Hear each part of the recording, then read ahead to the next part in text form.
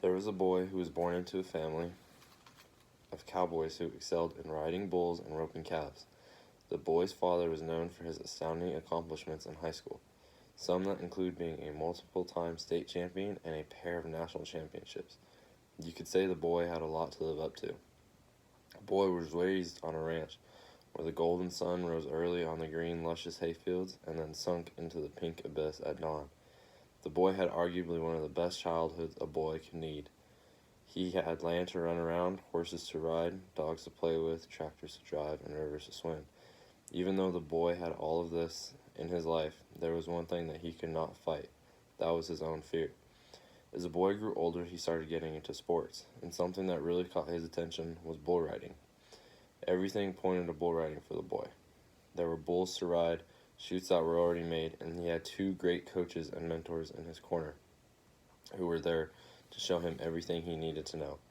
The boy was willing to pursue bull riding he had with everything he had.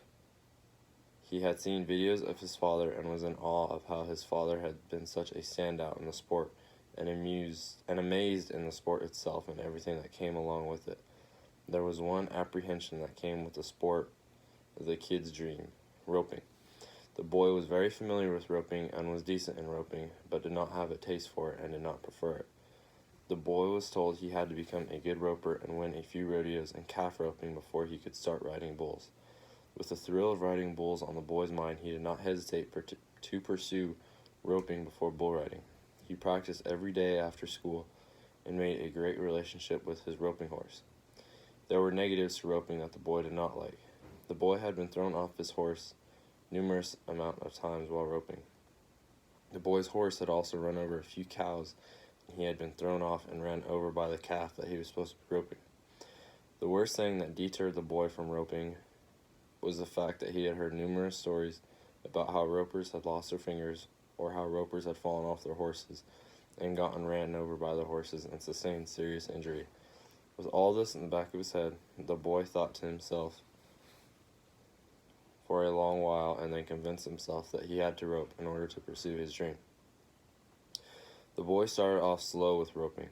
He would practice at his home arena and practice on the dummy cow or roping slower cattle to perfect the basics. The boy caught on very quick and became decent. Soon the boy thought he was ready for the real deal. Every so often, numerous people would come to the property to have roping competitions. The boy eagerly joined in. The boy had his turn in the chute to rope the calf. The smell of the horse and the smell of the cow, the squeak of the saddle, and the sight of the long arena ahead of him, and the thought of possibility of failing in front of everyone, or the possibility of being ran over by his horse or losing a finger ran through his head over and over. The boy tried his best to put the fear away. He nodded his head for the ready, and the chute dog and the cow was off.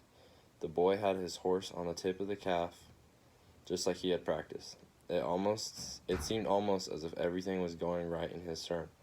The boy swung his rope and missed. The feeling he felt was awful. The boy was so disappointed in himself in that minute that he did not realize that the horse was veering towards the cow.